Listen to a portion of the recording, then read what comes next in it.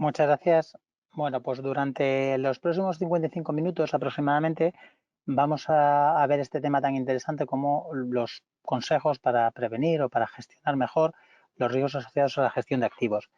La estructura de esta webinar pues, va a ser muy sencilla. Durante los próximos 45 minutos aproximadamente veremos la presentación que tenéis en pantalla con 7 puntos principales, una introducción, cuáles son los factores de riesgo, los tipos de modelo de evaluación de riesgos, cómo se integran estos modelos, los modelos de stress testing y análisis de escenarios, la técnica de modelización del valor en riesgo y las conclusiones.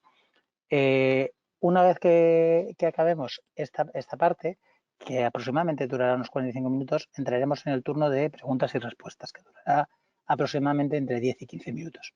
Así que lo que os pido es cualquier pregunta que tengáis, la podéis hacer en cualquier momento de esta sesión, pero nos esperaremos al final para poder ir respondiéndolas una a una en el mismo orden que les hayáis planteado.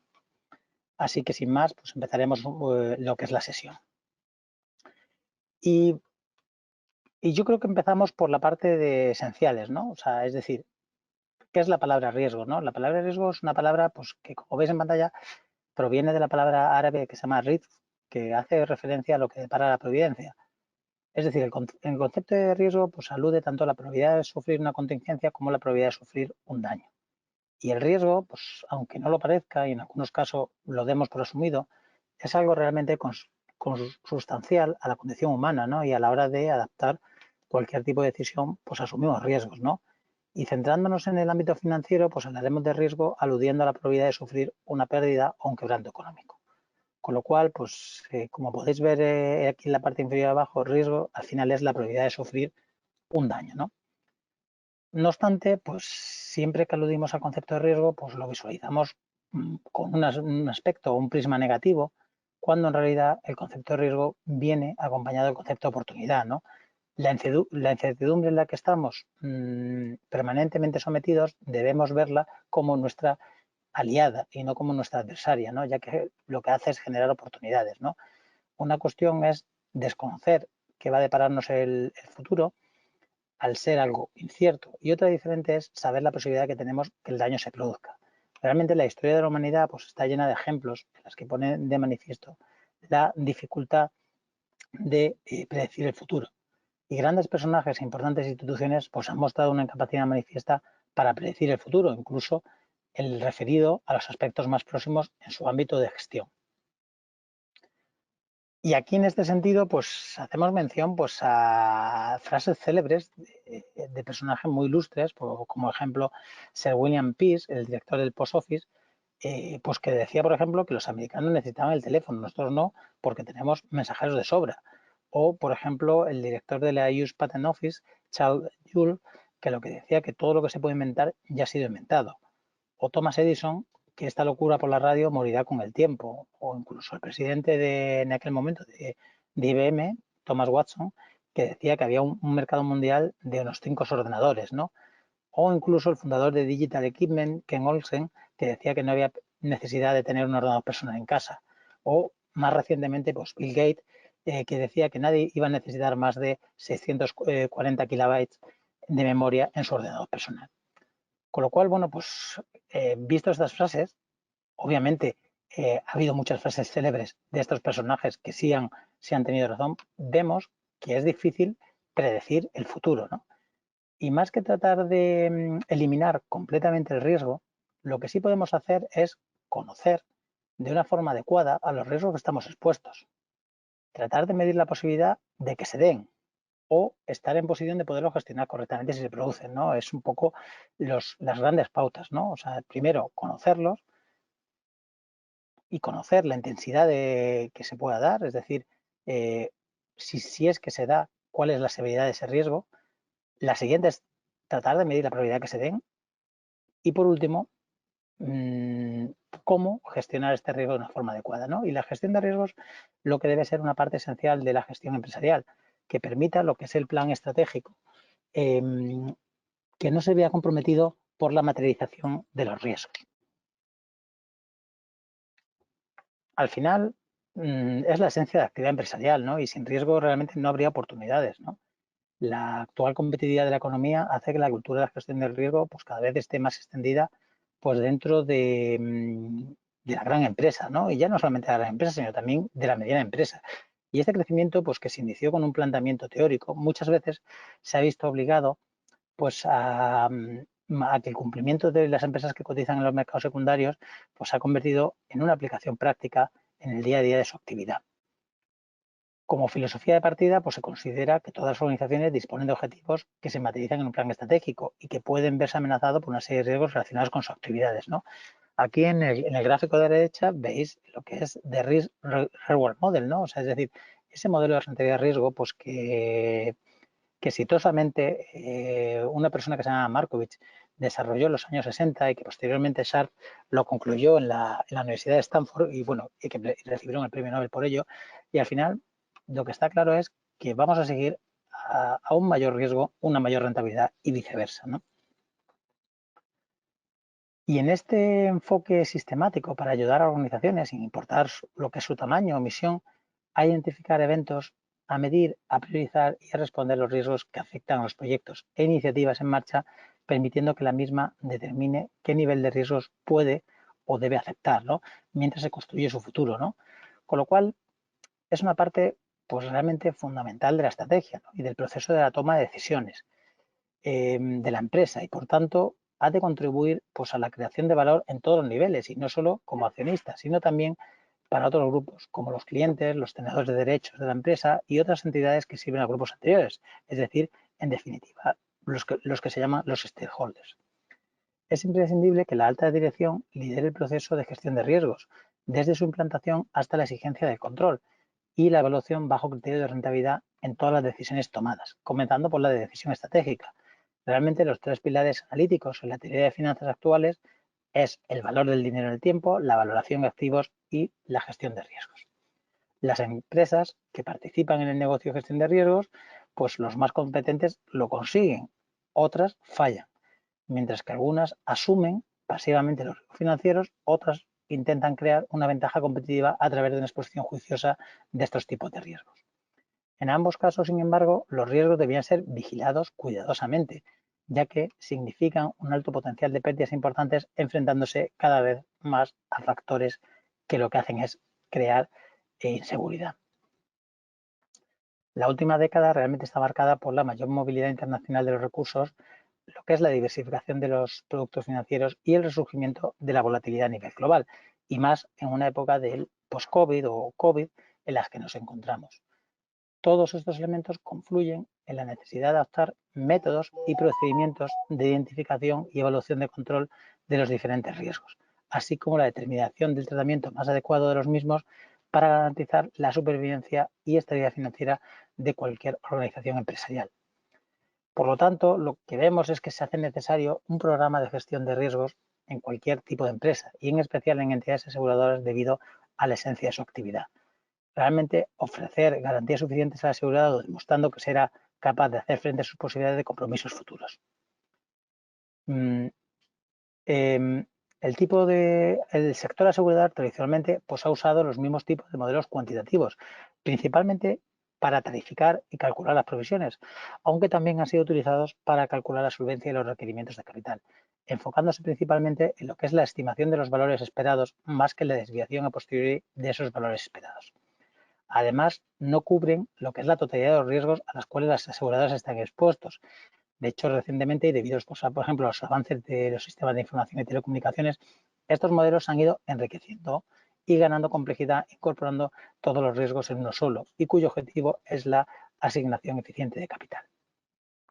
Los modelos internos de gestión de riesgos existen desde hace varios años, pero solo recientemente están apareciendo modelos más avanzados que inicialmente suelen ser utilizados por grandes aseguradoras, especialmente por aquellos que operan en varios países y por reaseguradoras.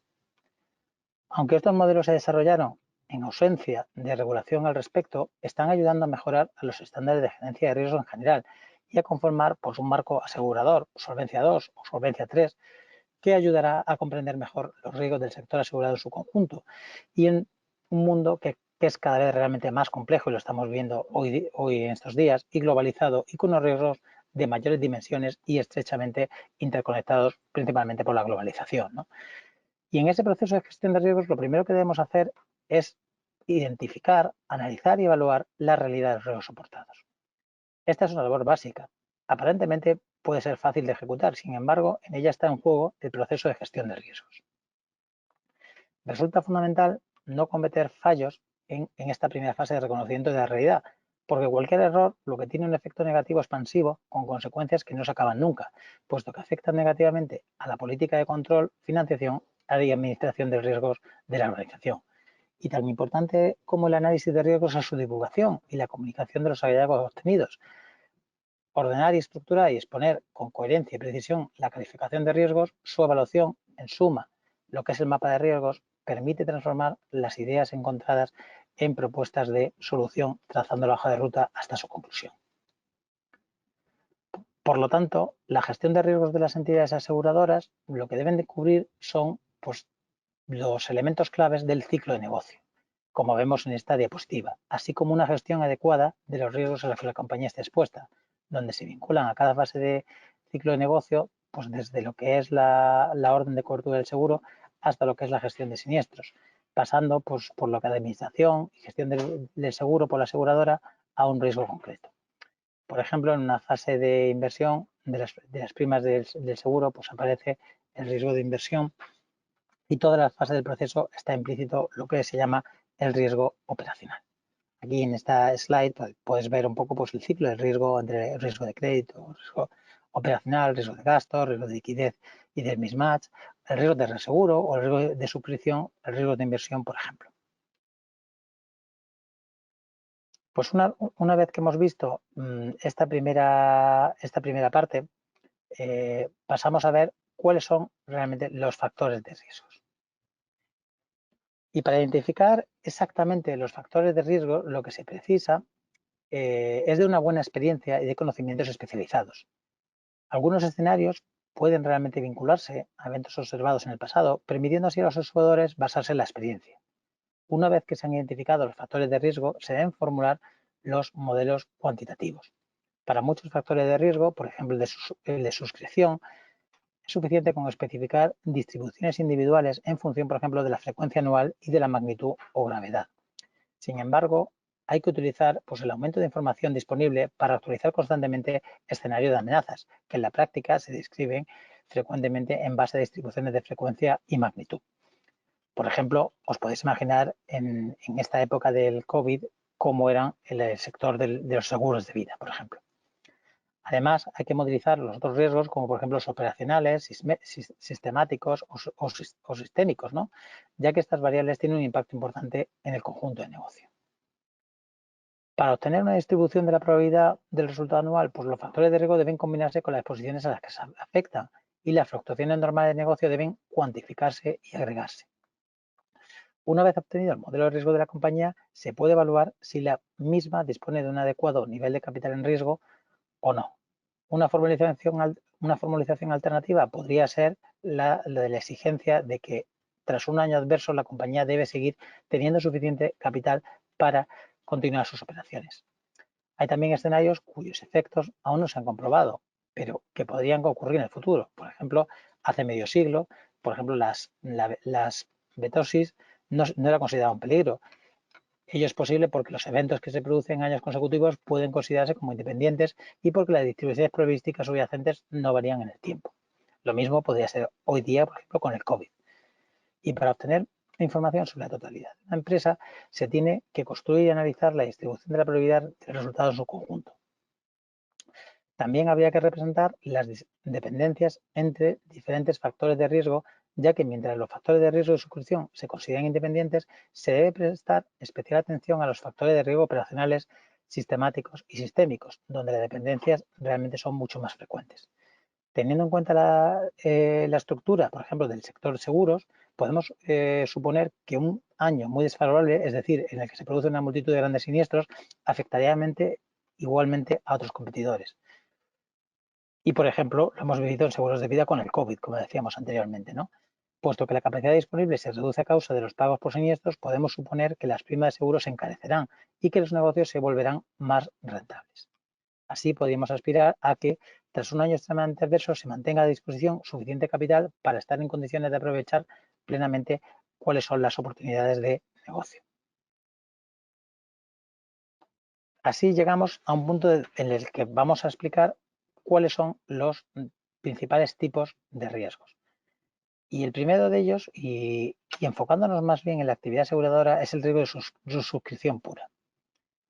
Este riesgo es el principal riesgo asociado con el negocio asegurador, en el que el coste de los siniestros derivados de los contratos difiere de los importes estimados cuando los contratos fueron calculados. Para evitarlo, las primas deben ser suficientes para cubrir los costes totales de la aseguradora, incluyendo siniestros, gastos comerciales, administrativos, dados los siguientes ingresos financieros, como por ejemplo la prima pura, ¿no?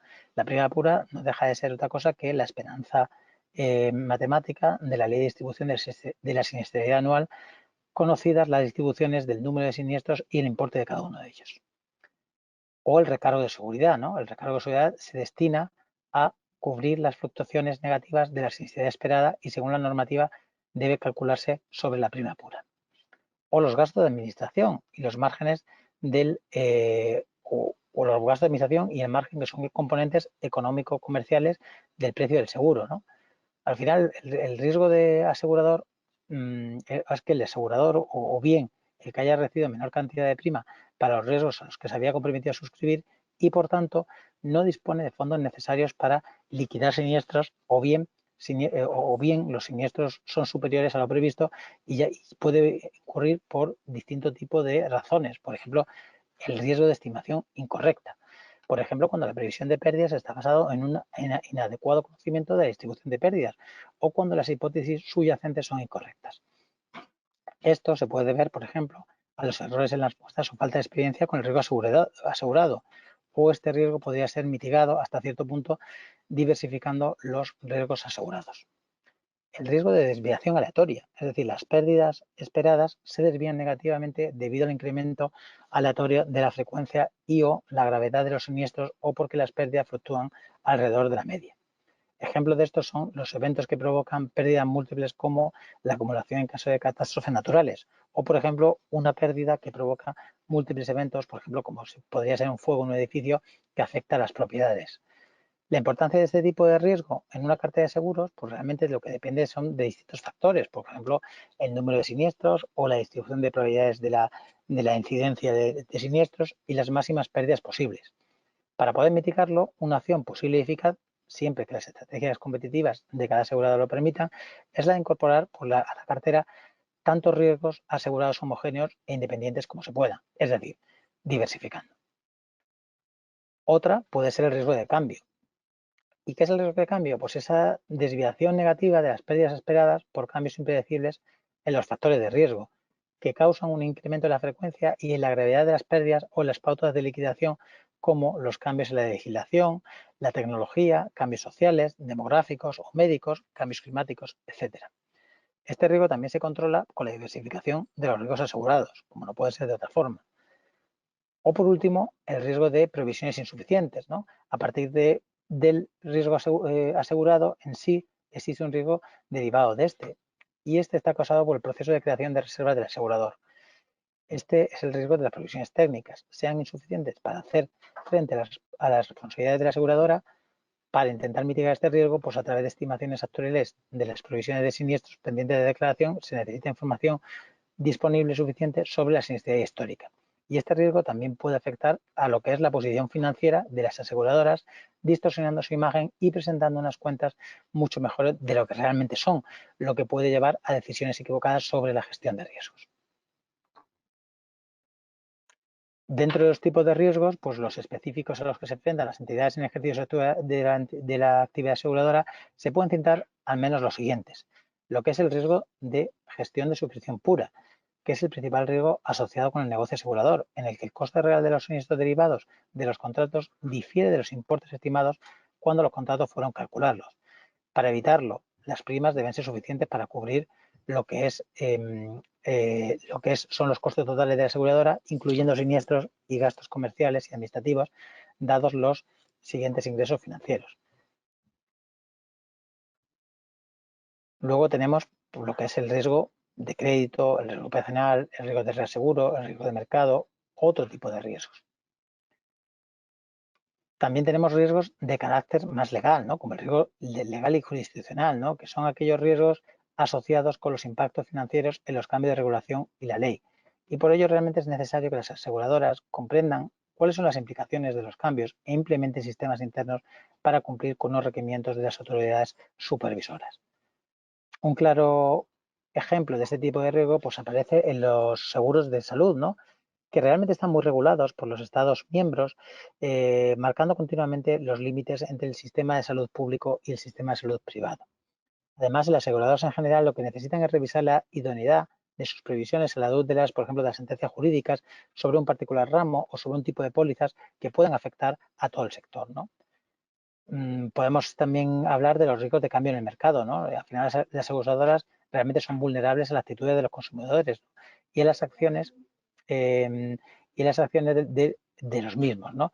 Las necesidades de los consumidores y su actitud ante la compra de seguros son los principales factores que influyen sobre las ventas y por tanto los ingresos de las primas y que además entran en competencia con el resto del sector. Las estrategias de marketing, precios y productos competitivos, la actividad a los cambios del mercado y un uso eficiente de los diferentes canales de distribución podrían ayudar a reducir este tipo de riesgos de cambios en el mercado.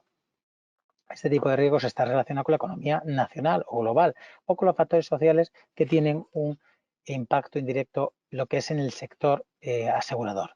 En la mayoría de casos que no pueden controlar este tipo de riesgos a nivel individual por la aseguradora. Otro tipo de riesgos es el riesgo, por ejemplo, de fluctuación del valor de las inversiones, ¿no? Y realmente este riesgo pues, se refiere realmente a cambios en el valor de los activos, en particular la depreciación, por ejemplo, de los activos en condiciones económicas o la fluctuación del valor de los activos que puede tener un impacto mayor o menor en la aseguradora en función de cuál sea la naturaleza de las inversiones.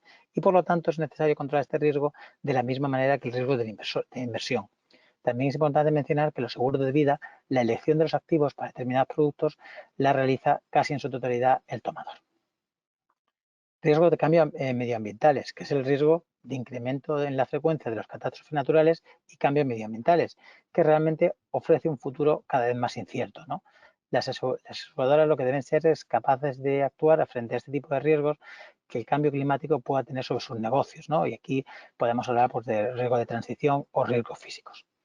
Además, las entidades lo que deben garantizar es que regularmente revisan y comunican cuáles son las condiciones de cobertura en vista de los principales, de los potenciales cambios, ¿no? El sector asegurador lo que necesita es adoptar un nuevo planteamiento en la suscripción con modelo de fijación de precios y asignación de capital que regularmente sean renovados para reflejar las últimas investigaciones científicas en materia climática que podrían hacer que los modelos se venían utilizando hasta ahora podrían no anticipar adecuadamente el ritmo del cambio. Otro tipo muy importante de riesgos son los riesgos de los cambios sociales, ¿no? Al final los cambios demográficos y el comportamiento de los consumidores son realmente los principales causantes del riesgo social, ¿no? Y los cambios demográficos, como el incremento, por ejemplo, de la esperanza de vida, ya que la duración de las pólizas depende de la longevidad de los tomadores, ¿no? En unos casos el impacto del coste de los precios era positivo para los tomadores, por ejemplo, como el seguro de vida, y en otros casos negativo, como por ejemplo para los de previsión social. Y otro tipo de riesgos sociales pues puede ser la mayor preferencia a reclamar por parte de los consumidores, lo que aumenta la frecuencia y la cantidad reclamada de accidentes, el incremento de criminalidad, por ejemplo, que al final, disculpad, el incremento de la criminalidad, pues que al final lo que hace es pues que realmente pues aumente también, por ejemplo, lo que son los riesgos lo que son las cuantías a percibir, ¿no? Perdona, ya estoy.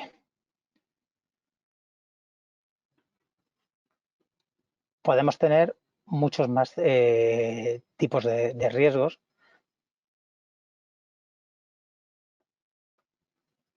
Por ejemplo, los riesgos económicos, ¿no?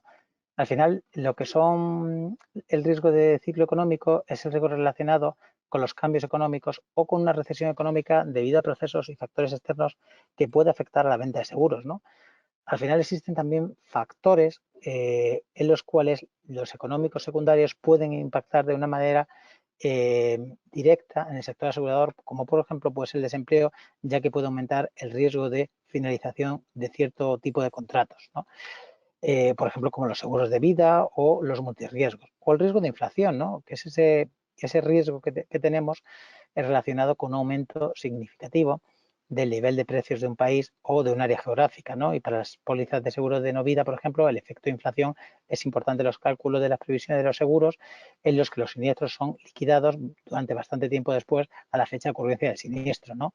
O el riesgo de tipo de interés, ¿no? El riesgo de tipo de interés, este riesgo que está directamente asociado con cambios repentinos en los tipos de interés, ¿no? Un aumento de los tipos de interés pues puede conducir a un menor rendimiento de las inversiones y a una depreciación del valor de los activos, ¿no? O el riesgo de tipo de cambio o el riesgo de cambio tecnológico, es decir, cuando hablamos del riesgo de cambio tecnológico, hablamos al rápido desarrollo de las nuevas tecnologías que impactan en diferentes áreas del negocio asegurador, ¿no? Y los cambios tecnológicos pues realmente pueden aumentar lo que es la contaminación y afectar, por ejemplo, a la salud de las personas, impactando de una manera a la siniestralidad de los seguros de salud y a la responsabilidad civil y médica o ambiental. Otro tipo de consecuencias derivadas de los cambios tecnológicos pueden ser el impacto en las nuevas tecnologías, la distribución de los seguros o en el desarrollo de modelos para el cálculo, pues, por ejemplo, de las primas y el control de insolvencia, ya que por un lado pueden mejorar los costes administrativos y los precios de las compañías más ágiles e innovadoras y también aumenta el tamaño y el riesgo que las inversiones en los desarrollos informáticos. Una vez identificados, pues evaluados los riesgos y habiendo conocido las circunstancias específicas de cada aseguradora en el momento en el que se realiza el análisis y de sus previsiones de evolución, ya se estaría en posición de poder valorar y ponderar los diferentes aspectos que configuran la gestión y la transferencia de riesgos, como por ejemplo la probabilidad, grado de tolerancia e intensidad, lo que está fuera del presente estudio, ¿no? En este sentido, pues es muy claro que al final los distintos tipos de riesgos van a condicionar claramente cuáles son realmente la gestión de los mismos. Una vez visto los tipos de riesgos, pasamos a los tipos de modelos de evaluación de riesgos. Al final, los modelos internos de evaluación de riesgos, según una de las clasificaciones más extendidas, pueden clasificarse entre los denominados modelos estáticos, en los que se lo consideran un solo momento del tiempo, y los dinámicos, en los que se toma en cuenta el periodo del tiempo. Los modelos estáticos están normalmente basados en la contabilidad, ¿no? Y tienen en cuenta como magnitudes, la referencia para el cómputo de los niveles de solvencia, variables como las cuentas de balance y las partidas integrantes en la cuenta de pérdidas y ganancias o, por ejemplo, la exposición a riesgos subyacentes de las inversiones. Sin embargo, los modelos dinámicos lo que se basan son en proyecciones de flujos de caja, ¿no? Estimados de acuerdo con distintos sistemas que pueden, a su vez, clasificarse en modelos basados en escenarios o en principios.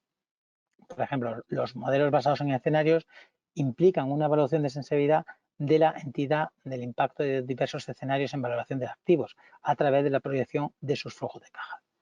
La importancia en este método reside en la especificación de los escenarios y en la forma de trasladar sus implicaciones.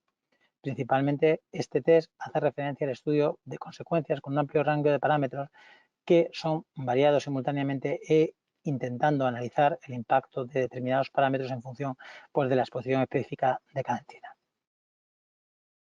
Los requerimientos de los capitales mínimos se calcularían en base al peor de los casos de los diferentes escenarios planteados. Sin embargo, en el caso de los modelos basados en principios, no existen realmente pautas sobre el sistema a emplear para cuantificar sus necesidades de capital, cuya valoración se basa realmente en la utilización de modelos internos que siguen según ciertos principios prefijados. Los modelos, por ejemplo, de base probabilística o stress testing, que seguro que conocéis, recogen el proceso por el que se evalúan un número definido de probabilidades estadísticas para determinar cuál es la peor combinación de parámetros y la pérdida que esta combinación produciría e intentando cubrir toda la gama de variables de riesgo reproducidas a través de distribuciones estadísticas y de procedimientos de simulación. Los modelos deterministas pueden llegar realmente a ser mucho más complejos, teniendo en cuenta que muchas variables como los riesgos asumidos, la zona geográfica en la que se operan o las previsiones realizadas, las inversiones realizadas, los sistemas informáticos utilizados, el personal contratado o incluso el perfil de personal humano. Todo esto puede impactar en el nivel de capital necesario a cubrir. Las observaciones suelen mostrar desviaciones entre la realidad y las predicciones que suelen deber a una gran cantidad de factores que influyen en el resultado, pero que no es posible modelizarlos en su totalidad. Por ejemplo, para la modelización del resultado de arrojar un dado al azar, un modelo determinista complejo podría en principio predecir el resultado cuando la fuerza, la trayectoria en el aire o los rebotes de la superficie o incluso el tipo de superficie y el tipo de dado y sus imperfecciones fueran conocidos en gran detalle. En cuanto realmente a los modelos probabilísticos, para obtener una descripción matemática de un fenómeno aleatorio, lo que es necesario es concretar el espectro de los resultados posibles. Un subconjunto del conjunto de todos los resultados posibles se denomina a un evento. Y si el grupo de resultados posibles es continuo, no puede asignarse generalmente una probabilidad positiva en cada resultado, pues la suma de probabilidades pues no será igual a 1. En tal caso, sin embargo, es posible asignar probabilidades a ciertos eventos, y si los resultados posibles son números reales, asignados primero a las probabilidades de los eventos con un resultado inferior al número específico. En este sentido, pues la función normal o de Gauss es una de las distribuciones de probabilidad más comúnmente utilizadas y es un hecho empírico que las mediciones sujetas a errores se describen estadísticamente mediante una distribución de Gauss. Para un asegurador es de importancia primordial entender la dependencia de riesgos en los que está expuesto, pues la dependencia puede resultar en un cúmulo de riesgos y ello resulta evidente, por ejemplo, con el ejemplo de tempestad. Algunas indicaciones esenciales pueden calcularse a partir de una función de distribución, siendo la más importante de ellas el valor esperado. Si se determina un gran número de variables aleatorias con distribuciones idénticas e independientes, el número promedio observado pues aproxima sobre todo a lo que es el valor esperado. En el caso ideal, cuantos más eventos observamos, pues tanto más se aproximará a la media generalizada del valor esperado. Por ejemplo, pues podemos considerar que un asegurado suscribe pólizas de daños, por ejemplo, de dos países, como Países Bajos y Alemania, y si una tempestad afecta a Alemania, el asegurador sufrirá siniestros de daños en Alemania. Debido a la dependencia, es muy probable que el asegurador también sufra pérdidas en la cartera de daños holandesa, ya que la alta probabilidad es que la misma tempestad afecte a los dos países que hacen frontera.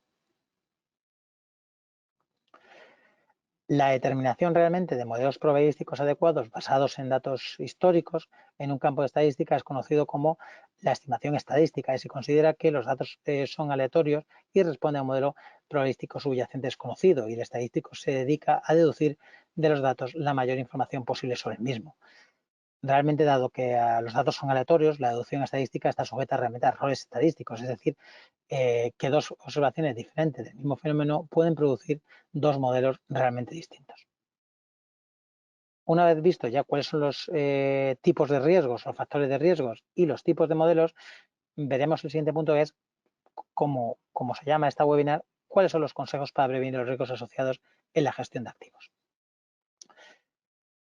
En un mundo globalizado en el siglo XXI, pues los riesgos evolucionan cada vez de forma más rápida e individualizada, con una frecuencia cada vez más intensa que se basa realmente en una transferencia de riesgos a través de una entidad aseguradora o reaseguradora que articula un contrato de seguro a cambio de una prima. La situación actual obliga al sector financiero, incluyendo bancos, aseguradoras, fintechs o insurtechs, a enfocarse en sus estrategias digitales para gestionar la situación de coronavirus y la crisis que viene. Esta situación se ha producido en un contexto de tipos de interés de competencia y globalización que ha situado los márgenes de muchas entidades en el límite. El probable aumento de las pérdidas por préstamos ha deprimido aún más la rentabilidad del sector, que ya era baja e insuficiente para lograr la creación sostenida de valor a través de los accionistas a lo largo de un ciclo. Ahora mismo, a día de hoy, existen dos grandes retos, ¿no? Uno, adaptarse a lo que es la situación de reducción máxima de actividad que ha afectado a casi todos los clientes, tanto de una propiedad de la propia actividad como de las entidades financieras, ¿no? Y ahora vemos que es el momento de la verdad, la transformación digital y sabremos realmente qué empresas son realmente digitales y cuáles no, ¿no? Y el reto de ayudar precisamente a sus clientes a que la recuperación sea en V, como estamos viendo, lo más rápido posible y lo mejor posible. Dentro de las distintas organizaciones, pues lo que es la gestión de crisis, pues debe abarcar aspectos como la comunicación en el marco de estas situaciones, la división de responsabilidades y la identificación de las autoridades clave. No cabe realmente duda que los retos que se presentan actualmente, pues para disponer de una gestión de riesgos que sea eficiente, efectiva predictiva y flexible, es indispensable tener en cuenta distintas consideraciones. Nos encontramos realmente en un entorno global. Las compañías cada vez más están expuestas, independientemente de su ámbito de actividad, a efectos realmente globales. No es suficiente un enfoque exclusivo para riesgos internos de las compañías. Es necesario también ampliar la visión a riesgos externos, como por ejemplo medio ambiente, ciberseguridad, etcétera, y considerar cualquier tema que pueda afectar a los stakeholders.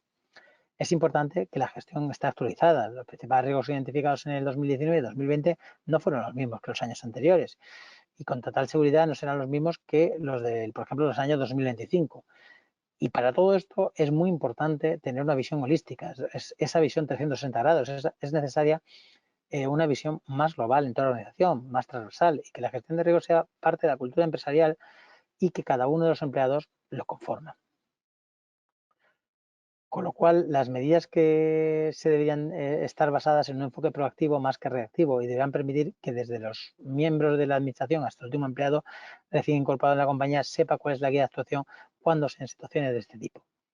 Si desde la gestión de riesgos se ha dado un toque proactivo a estas situaciones, se facilita que se pueda dar una respuesta ágil y consensuada, lo que probablemente reduzca significativamente el impacto que puede tener cualquier riesgo materializado. Dados los últimos acontecimientos, pues algunas de las preguntas que seguramente se están haciendo muchas compañías son: ¿tengo los riesgos actualizados en la empresa y priorizados? ¿Tengo actualizados los riesgos de estrategia de la compañía y a los plazos de acción para su mitigación? ¿O es necesaria una actualización del plan de continuidad? ¿O qué periodicidad tenía establecida en el testeo del plan de continuidad? ¿Es suficiente? ¿O incluso el plan de continuidad es efectivo ante los retos que se presentan recientemente? ¿O cómo cubre el plan de continuidad los impactos sobre empleados, proveedores, clientes? O incluso, por ejemplo, qué concentración de actividades puedo tener en sectores afectados, ¿no? O dispongo de alternativas, o cuánto tiempo tengo para disponer de esas alternativas.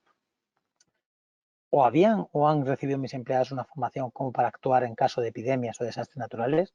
¿O dispone el seguro corporativo de cobertura para casos de desastres naturales o epidemias? Y son preguntas que se han hecho todas las empresas, ¿eh? O sea, no es algo nuevo. Al final, los planes de contingencia y la gestión de riesgos en las entidades financieras aseguradoras se han centrado más bien en el análisis y la sensibilidad de estrés test de las carteras de riesgo, en el análisis de sensibilidad de los planes de liquidez, en el análisis predictivo de las compañías financieras que puedan tener una compañía pues para los siguientes años, o la elaboración de planes de medidas de ajuste económico-financiero, o por ejemplo la renegociación de los vencimientos en el corto plazo o los planes de esa refinanciación o reestructuración que están teniendo. Aspectos muy importantes como la división de responsabilidades o la identificación de las autoridades clave, o incluso la ciberseguridad, ¿no? Al final, la preocupación por la propagación del coronavirus ha desencadenado pues, la mayor movilización de teletrabajo de la historia, y en esta situación pues podemos ver que las prácticas de ciberseguridad o resistencia pues han crecido, ¿no? Con lo cual, bueno, pues es importante también para prevenir este tipo de gestión de activos tener en cuenta indicadores adelantados. Cobran más importancia que nunca, tipo pues el PMI, ¿no? ¿Por qué? Porque al final con estos indicadores adelantados podemos saber un poco qué es lo que va a venir en el futuro, con lo cual podemos gestionar los riesgos de una forma más proactiva que antes. Como para una correcta gestión de riesgos end-to-end, las entidades pues lo que tienen que realizar un asesoramiento estricto y personalizado, ¿no? Y con sus clientes de cara a mejorar la situación actual, aconsejando tomar medidas como las que veis aquí: pues, reducción de gastos, renegociación con proveedores, gestionar con el cuidado del riesgo comercial, ampliar póliza de crédito y financiación a corto plazo, solucionar el aplazamiento de impuestos y cotizaciones, por ejemplo, la seguridad social, estar muy atentos a ayudas financieras o dar una importancia fundamental al presupuesto de tesorería.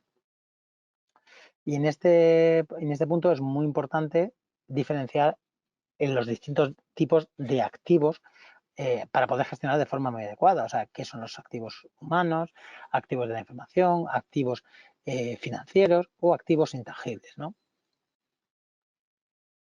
Y nos queda pendiente definir ahora, oye, ¿qué es un sistema de gestión de activos, no? Y en este sentido, pues, por ejemplo, la ISO 55000 es muy clara, ¿no?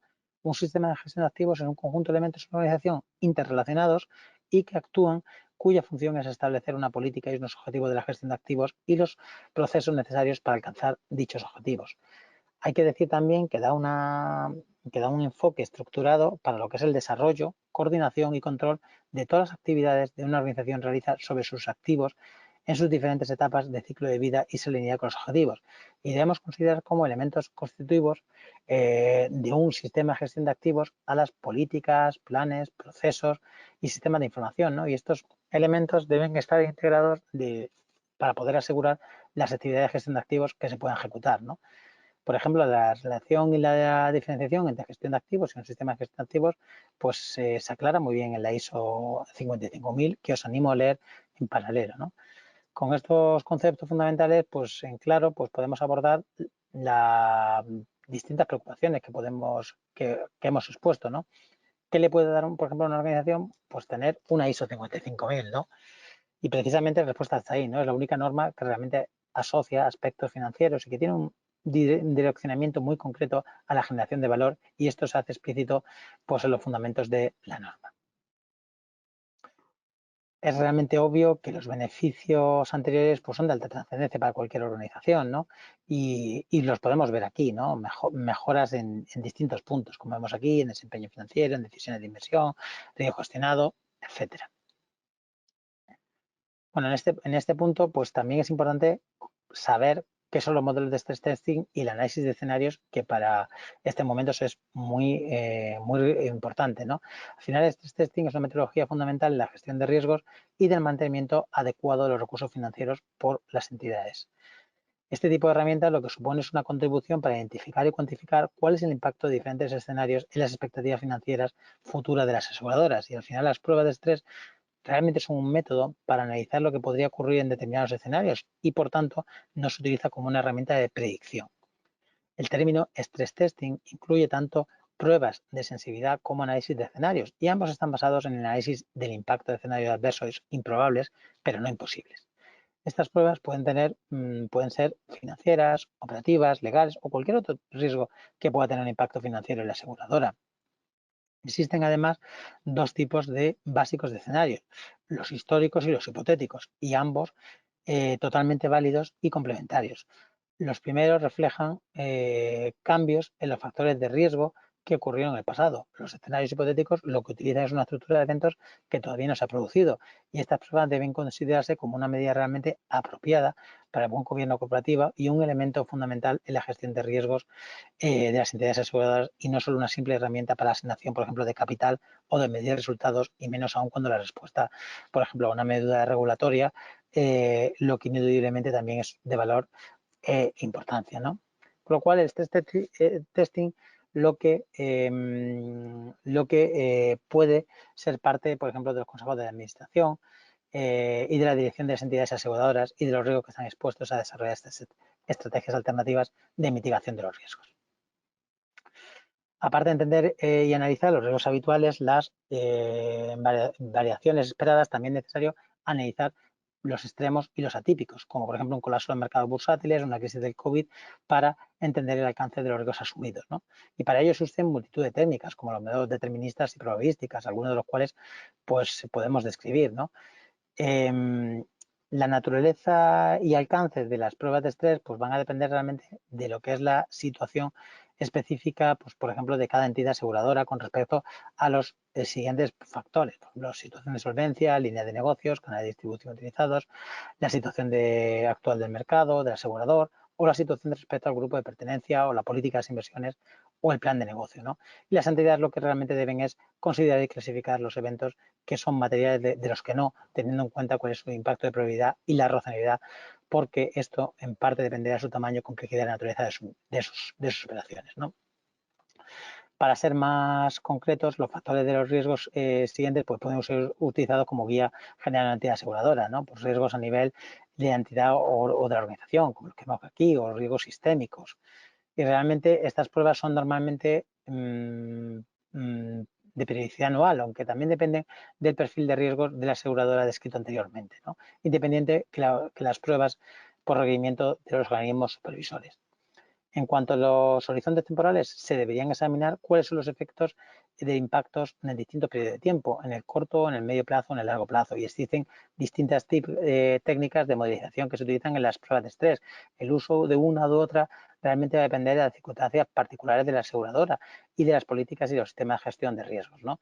Al final, los métodos más comunes son los métodos estadísticos o dinámicos y los sistemas deterministas o probabilísticos, ¿no? Y en su forma más básica, los modelos también estáticos implican el análisis de una posición financiera, ¿no? La modelización, por ejemplo, determinista se basa, por ejemplo, en el análisis de los efectos sobre un escenario que los modelos probabilistas enriquecen con el estudio de una probabilidad de que varios escenarios ocurran a la vez, ¿no? Por ejemplo, un ejemplo sencillo de una prueba de estrés estático es el análisis del efecto del ratio combinado en un balance, por ejemplo, ¿no? Para que tengáis un ejemplo real. La contingencia global actual debido al COVID pues, ha impuesto pues, muchos retos para entidades financieras y no financieras en todo el mundo, ¿no? Y si bien esta coyuntura tiene un origen distinto a la crisis que hubo en el año 2008, ¿no? Al menos lo que se refiere de pruebas de resistencia, la coyuntura actual, pues lo que recalca es la importancia realmente de implantar un modelo de esquema de pruebas o un método con el mismo propósito, inclusive para actividades no financieras por la crisis presente, donde todavía nos ha tocado a fondo, pues varias entidades no han logrado sobrevivir, ¿no? Y en el caso de las entidades que por regulación e iniciativa propia se tienen implantado pues un esquema, pues se deben extremar aún más estos supuestos, ¿no? Bueno, en este punto vamos a describir brevemente lo que es la técnica de modelización del riesgo y pasamos a las conclusiones. La técnica de modelización del valor en riesgo, VAR, fue diseñada por JP Morgan y se ha convertido en una pauta del sector financiero y asegurador para la medición de riesgos. Y la norma recomendada es que también por la mayoría de las instituciones reguladas por las reguladoras internacionales, como por ejemplo la Financial Accounting Standard Board y FRS, la Securities Exchange Commission, que son las US GAAP, o la Comité de Basilea y la mayoría de las agencias de rating como S&P, Moody's o Fitch, y al final el VAR lo que se define es como la pérdida máxima posible de una cartera de activos en términos de valor de mercado dentro de un periodo de tiempo y para un determinado nivel de probabilidad. Por lo tanto, por periodo de tiempo pues se entiende normalmente el periodo de posesión de los títulos, suponiéndose que durante este periodo las posiciones de la cartera permanecen constantes o sin variaciones. Y eso es básicamente lo que es el VAR, ¿no? Y de forma muy sencilla, pues lo podemos describir cómo se valora individualmente una cartera, cómo se identifican los factores de riesgo que pueden afectar al valor de las posiciones y en este esquema pues lo vemos como una campana de Gauss podemos ver, oye, cuál es la cartera de negociación a un nivel de confianza estadística, por ejemplo, del 99%, como aparece en la pantalla, ¿no? Al final el VAR pues, utiliza un nivel de confianza en el intervalo, un plazo, una moneda de referencia, una hipótesis y una metodología de investigación, ¿no? Y al final las tres metodologías más importantes para calcular el VAR pues, es el análisis de la varianza o de la covarianza, lo que es la simulación histórica o el método de Monte Carlo, ¿no? Y estos modelos pues, permiten determinar la exposición de las variables de distintos factores de riesgo o incertidumbre, ¿vale? Pasando a lo que son las conclusiones, las aseguradoras por lo que deben es enfrentar a muchos riesgos que se deben gestionar, pero la complejidad de estas compañías proviene de que la naturaleza de sus operaciones es aceptar los riesgos suscritos por las entidades o particulares y de aquí la importancia estratégica que tiene para los ciudadanos y gobiernos de que protejan sus activos e ingresos y establezcan políticas y métodos científicos o estructurados que garanticen una mínima solvencia y continuidad en las operaciones, ¿vale?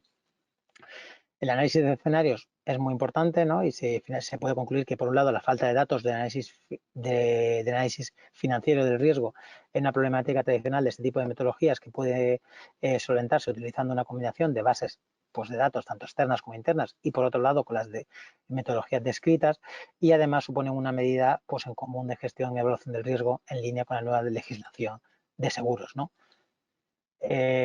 Realmente, pues, consejos para prevenir el riesgo, pues hay varios, ¿no? Aparte, por ejemplo, como una pregunta que se hacía de cuáles son indicadores que se pueden formar en la gestión de riesgos activos, ¿no? Aparte de algunos indicadores económicos en los cuales te puedes basar, sobre todo macroeconómicos, para poder gestionarlo. ¿Qué otros consejos? Pues aquí os he puesto algunos. Evaluar la rentabilidad de cada inversión, anticiparse al futuro, diversificar, evaluar con los resultados obtenidos, contar con un equipo realmente profesional, contratación de seguros, hedging o lo que es establecer coberturas, ¿no? Con lo cual, una lección de esta crisis es donde la interacción de distintos tipos de riesgos es el riesgo sistémico y rápido deterioro de las principales variables macro, como las características principales es que, por un lado, pues aquellas entidades en las que no cuentan con un esquema de pruebas de resistencia similar, pues deberían considerar que esta herramienta de la gestión de riesgos, y por lado de las entidades que ya los aplican, pues que los escenarios anteriormente considerados como desfavorables se quedaron cortos todavía con las consecuencias de la situación actual, ¿no? Realmente, respecto a los escenarios favorables a contemplar, el caso de que la entidad no cuente con un modelo robusto para lo que es la proyección de variables macroeconómicas, pues puede realmente utilizar pues third parties o second parties para realmente que le ayuden con esos escenarios. Y si queréis, me contesto un poco las preguntas que queráis durante estos 5 o 10 minutos que quedan. Bueno, preguntan qué tipo de indicadores se pueden formular en la gestión de riesgos de activos. Pues yo creo que un poco los indicadores que hemos visto, o sea, indicadores macro, indicadores internos, indicadores externos, contar con third parties, contar con lo que son con los distintos stakeholders de la empresa, no solamente los clientes, sino también los proveedores o los propios empleados.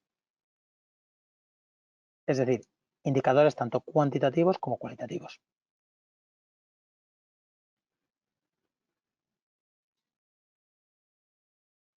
Vale, no sé qué más preguntas podéis tener.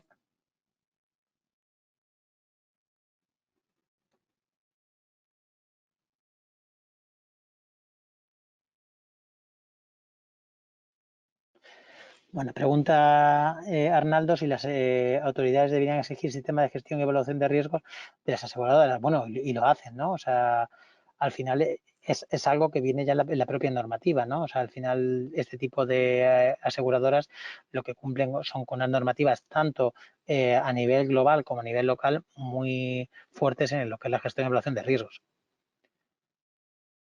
Salvador dice, ¿qué perfil de conocimientos debe tener un gestor de riesgos? Pues depende, primero, depende de la industria en la que estés. Si estás en la aseguradora, estás en la financiera o estás en la no financiera.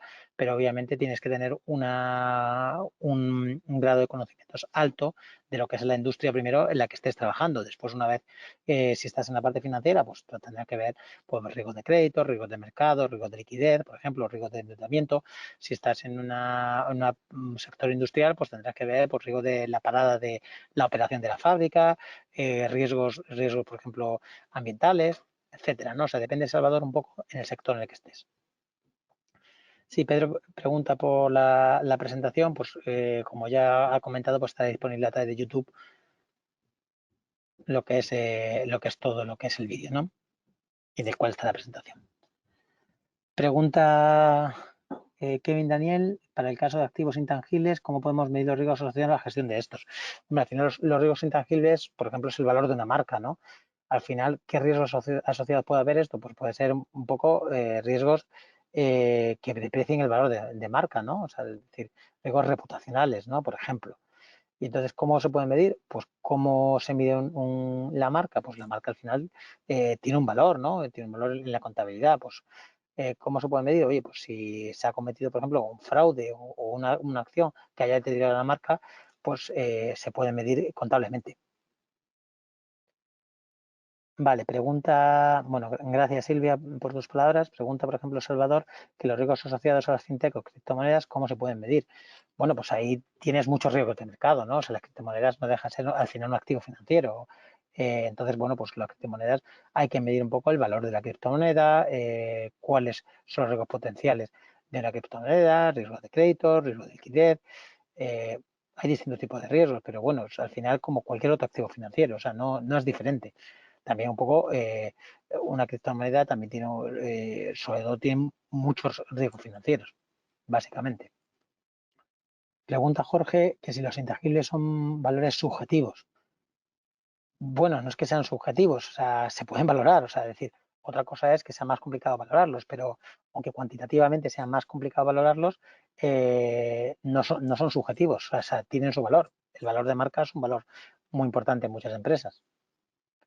Pregunta Robin que el riesgo se centra en los activos o también en los pasivos.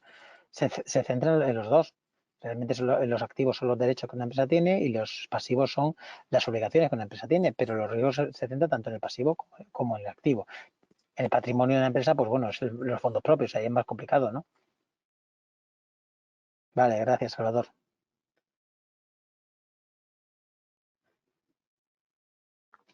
Venga, más preguntas. Muchas gracias, Marlene.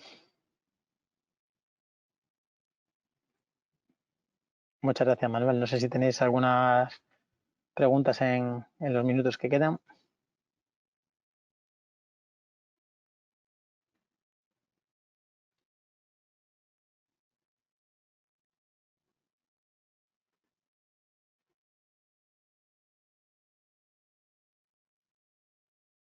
Gracias, Leonor.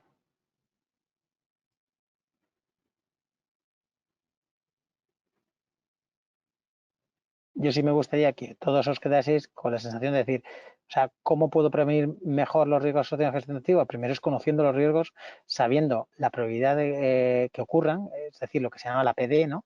Y sabiendo si ocurren, cuál es la severidad, ¿no? Yo creo que esas son las principales pautas para empezar a medirlos, ¿no?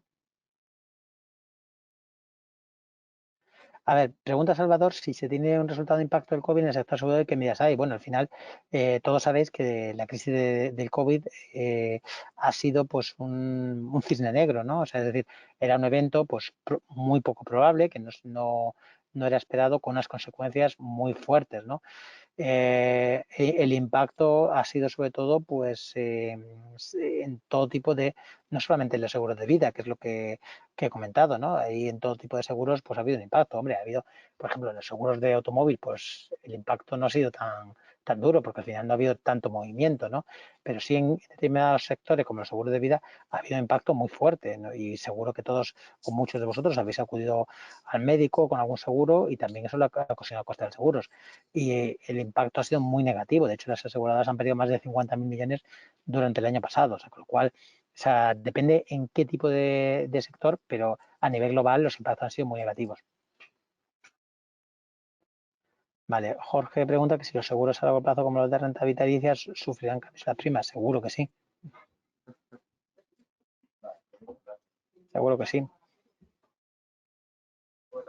Pues muchas gracias a todos por vuestra asistencia. Ya estamos un minuto por encima. Si os agradecemos la asistencia y bueno, esperamos veros en EALDE y así poder seguir compartiendo conocimientos.